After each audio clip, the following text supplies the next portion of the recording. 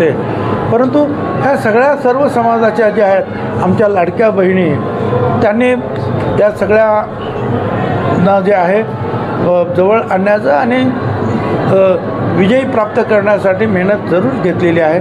मी माझ्या कार्यकर्त्यांचे आभार मानतो ज्यांनी घरातला विरोध पत्करून सुद्धा माझ्यासाठी काम केलं.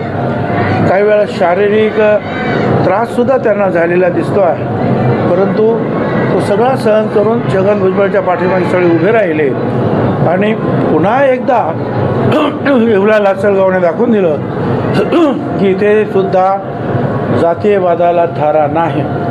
आणि ज्या फडणवीसांवर सतत आमचे एक मित्र जे आग ओकत होते, भाजपला कुठून काढून टाका, पाडून टाका, त्या फडणवीसांच्या विरुद्ध सतत शिवाय घालत होते. आणि आज आपण पाहतो आहे फडणवीसांच्या नेतृत्वाखाली महायुती आणि विशेषतः BJP भारतीय जनता पक्ष महाराष्ट्रात कधीही एवढ्या जागा मिळाल्या नव्हत्या. काहीपेक्षा जास्त जागा ज्या आहेत BJPला मिळाल्या.